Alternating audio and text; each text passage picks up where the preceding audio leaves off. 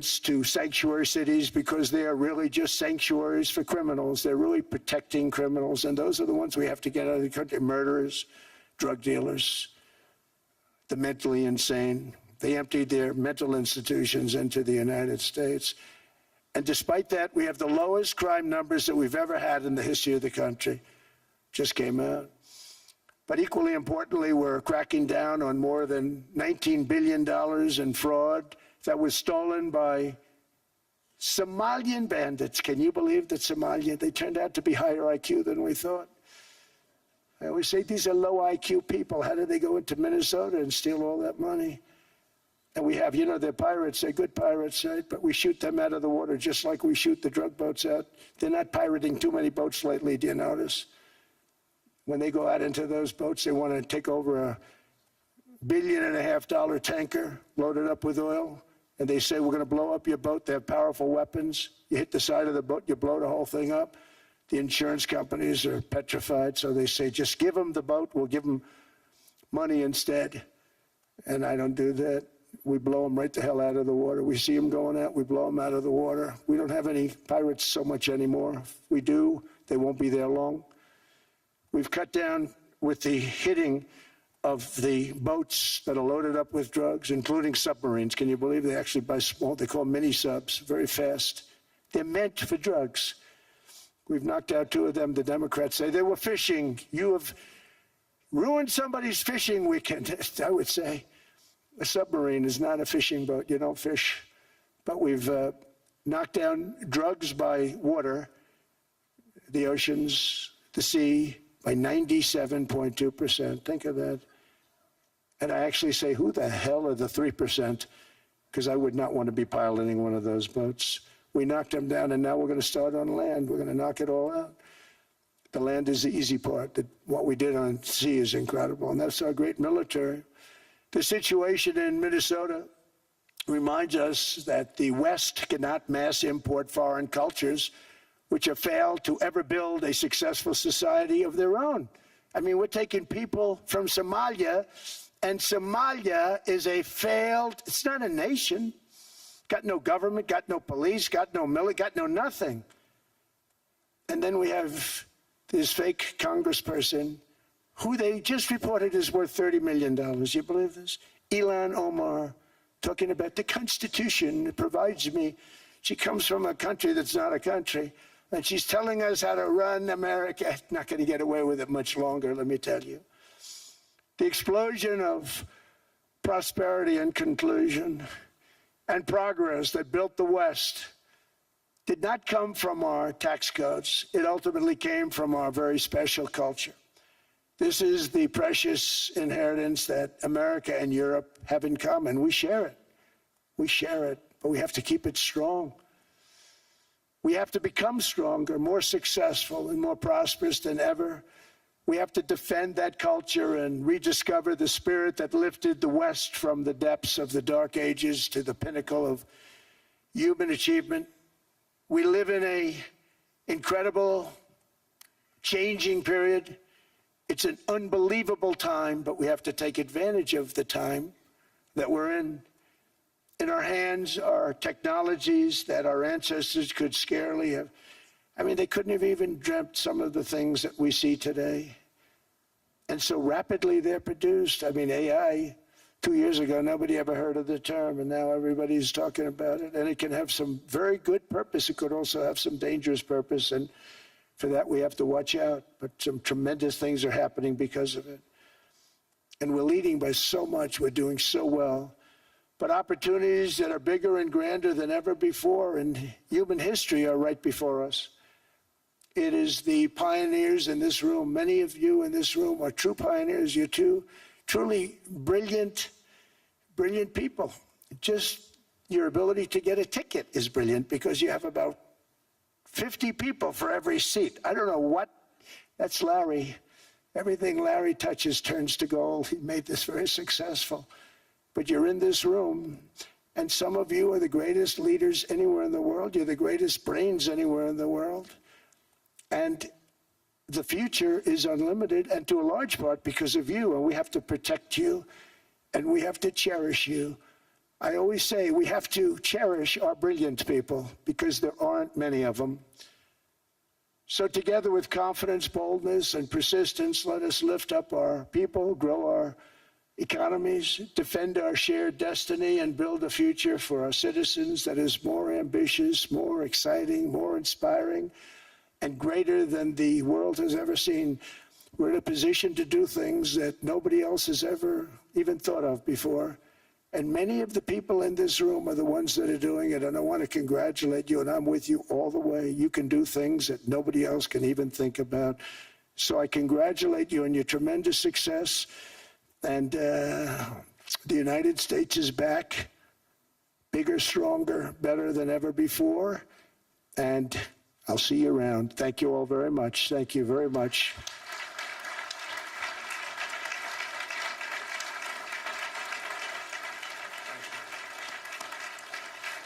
Thank you.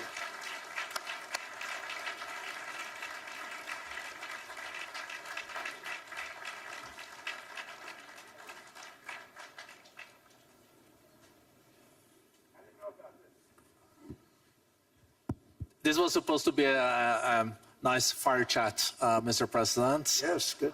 You I got set up. No, I did know. You made the job for the moderator really easy. Thank you, Mr. President, for your speech. I do have a few follow-up questions, if it's okay. Sure.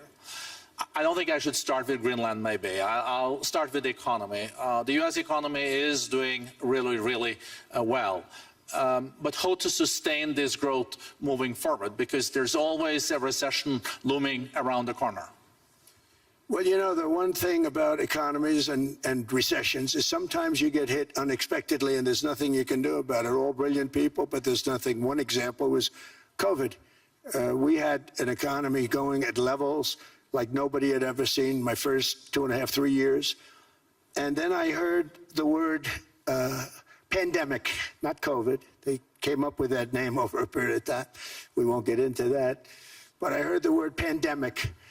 And I had a poll come out that was so strong just prior to that, and I was with the two best pollsters, McLaughlin and Fabrizio, and they said, sir, George Washington and Abraham Lincoln, if they came back and ran as president and vice president, they couldn't beat you. And then what happened is the following day, I was told to stay tuned because there's something really bad happening in China. There are bodies laying all over Wuhan, right around that certain building that we talk about. I always said it came from Wuhan. It did come from Wuhan. And there were body bags. We saw it by satellite. And they said, there are strange things happening in China. And so it began. And we ended up with the COVID, and the whole world suffered. We did a phenomenal job. I don't think we got the credit we deserved. We did something that Operation Warp Speed, which some people say was one of the greatest military feats ever. We did a great job. Used our military, used a lot of people. But sometimes you get hit with things, nothing you can do. You get hit with things like that unexpectedly. And we got through it. And when I left, the stock market was higher than it was previous to the COVID coming up. And that was, I called it a great achievement. But things happen. Bad things happen. The things that we can stop are wars if we're smart. That we can stop. Those are a matter of being intelligent and having intelligent people on the other side, because wars are the worst of all. Wars are worse than anything. But we can stop wars because that's sort of up to us. But things like dust flying in the air, wherever COVID comes from or whatever comes, sometimes you have to be a little bit lucky. But we are poised to have an economy like no other, not only in this country, but anywhere. And you know, when you hear the kind of numbers that, I can tell you that Scott Bessent was with me the other day, and he's looking at numbers. He said, I can't. And that's all he's done his whole life, pretty much your whole life. Scott, you weren't going to be a football player, I don't think. Scott was not that great at football, but he was always good at numbers, right? And he was looking at numbers. He said, I've never seen anything like this. We're poised to do things that no other country's ever done. And, you know, luck, I hate to say it, but we need a little luck. We don't want to get hit by something that nobody could have thought, whoever thought we were going to hit by a pandemic? You know, when I heard the word pandemic, I said, oh, that's an ancient problem. World War I, they lost 100 million people. It actually ended World War I. A lot of people don't know. The Spanish flu in World War I ended the war because all the soldiers were sick. The soldiers were so sick on both sides, and that war was raging, and they were all dying from the Spanish flu. They were sick as dogs. They couldn't fight. So, you know, you don't know how that would have turned out. But so we do, I mean, subject to that, and I always have to put a caveat in for it, but we're poised to have the greatest growth of any large country, I think any country that there's been. When you look at what's happening in the United States, it's really amazing. Thank you. One thing that maybe keeps you up at night, I know you don't sleep that much anyway, Mr. President, is the debt. The U.S. debt is high, is now the biggest expenditure on your budget. How to get out of that impasse? Well, the big thing is growth. I mean, growth is the way. If we grow like this, we go from having at $37 trillion, we go from having high debt to low debt. But we also are cutting expenses, you know, the old-fashioned way. We have extraordinary growth. I think we're going to be growing our way out. I think we're going to be paying off debt. We're taking in tremendous money from tariffs fairly. And again, I'm using them judiciously.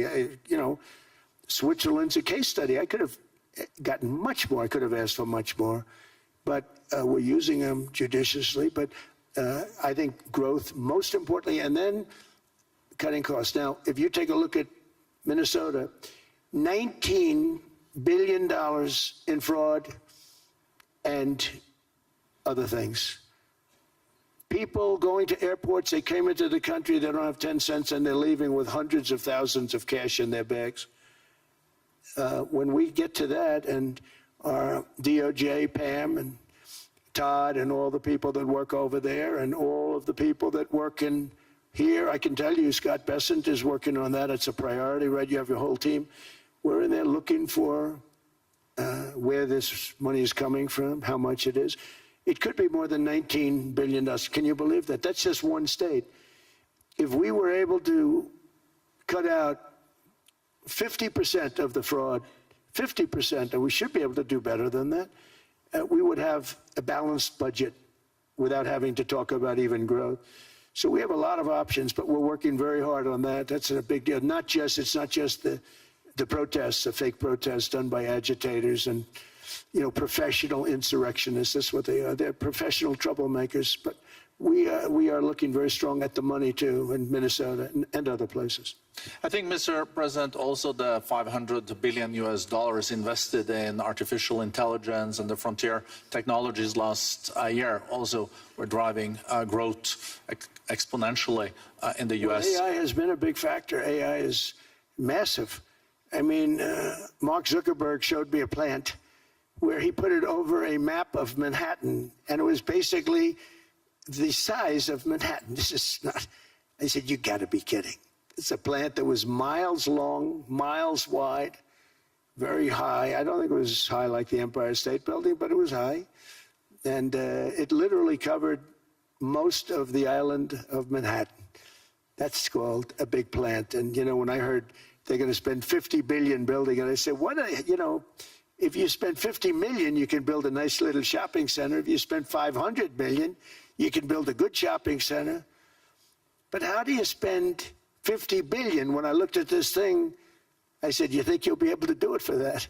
It's amazing when, you know, some of the plants that I see, and I see them all. And again, so big is we're letting them build their own electric generation. This way we have no problem. And otherwise they'd be complaining. There'd be nobody able to, you know, we have an old grid system. And not only that, they're going to sell at a very cheap price the excess electricity that they create back into our grid. So that'll solve some problems for certain states that don't have enough electricity. We also know that on the AI, there is fierce competition between the U.S. as the largest economy in the world, 27% of the global GDP and 5% of the global population, not doing that badly, and China. And we know that that competition is very tough on AI. I know you're heading to a state visit to China in April. How do you see the US-China relationship moving forward? Are you able to combine this tough competition with also collaboration? So I've always had a very good relationship with President Xi and with President Putin. Talk about, you know, the larger powers. But I've always had a very good relationship with President Xi of China. He's an incredible man. What he's done is amazing. He's highly respected by everybody. And I do now. I mean, now I have good. It was very severely interrupted by COVID. I used to call it the China virus, but he said, "Do you think you could use a different name?" And I decided to do that, because why should we have a problem over that? But I would do that, and they were... You're a true diplomat, huh? I became a diplomat for the first time. Well, you know who taught me that? Marco Rubio. He said, "Let me teach you about diplomacy. Hey, any guy that gets approved by 100% of the votes, think of it, he got liberal Democrats and radical right Republicans to approve him. He's the only one. The next one was like lost 45 votes, right? But he got all 100 votes voting for him. And at first I wasn't happy about it. I said, wait a minute, I don't like that. And now it turns out that the Democrats probably wish they didn't do that. And Marco has been fantastic. Marco, stand up, please. You have done a great job as Secretary of State. He's going to go down as the best Secretary of State. And Scott, and we have Susie, who's the first female Chief of Staff, and she's the best Chief of Staff, too. And I see Howard Lutnick, who I know spoke, and Howard's fantastic. Some of the deals we're doing are great. And I want to pay particular attention because we have Chris. And Chris, you got up and spoke, I think. He's the #1 oil man in the world, because I was going to put Doug Burgum, who's fantastic. I don't know if Doug's here. Is Doug here? Doug Burgum is fantastic. He said, "Sir, there's one man better than me." And he introduced me to Chris, and he turns out to be. So we're drilling more oil and gas now than we ever have, by almost double. Is that right, Chris? And on top of it, we get a lot coming out of Venezuela. So anyway, so we're doing great. The country is just doing great. We have great people. Thank you. And I see other people. We have Steve Witkoff. We have Jared.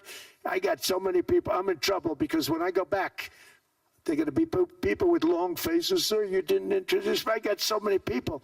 And we have a lot of the greatest people anywhere in the world. I know them all. So I won't continue because we'd be here all day. Thank you, Mr. President. We also know that you're a deal maker, and then maybe coming back to Greenland and Ukraine. What kind of deal in the end do you see between the U.S. And Denmark? Because, you know, I guess you see it now as a negotiation going on, or? Well, it's costing Denmark hundreds of millions a year to run it. And Denmark's a small country and wonderful people. But, you know, it's very expensive. It's a very big piece of ice. And it's very important.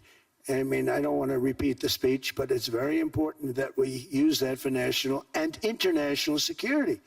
That can create a power that will make it impossible for the bad guys to do anything against the perceived good ones. And it's a great block for Europe. Just like, you know, Denmark was supposed to spend hundreds of millions of dollars. They didn't spend the money. They didn't spend anything, almost.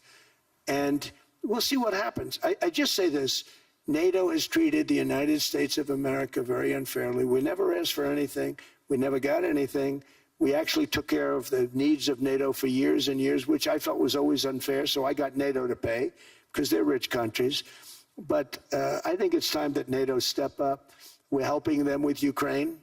Without us, I think Putin would have gone all the way. I think we have it. I think there could have been a World War III, if you want to know the truth. If Kamala was elected, or Joe, any one of those, you know, those thinkers, I think you could have ended up in World War III. And I will say Steve Witkoff has been dealing incredibly with, but we're not going to have World War III. We want to get it stopped, but we're not going to have World War III. I think if I wasn't elected, I think that could have evolved into World War III. It was a very, very bad situation. And it still is, but it's not that kind of bad. It's bad because so many young people are being killed. How close do you think there is on an agreement on Ukraine? I had the pleasure of speaking with Steve Witkoff and Jared Kushner yesterday. I know they're working hard on it. I know that they're also traveling now. Do you see this very close or still? Well, I hate to say it. I thought that was going to be so. I settled 8 wars plus.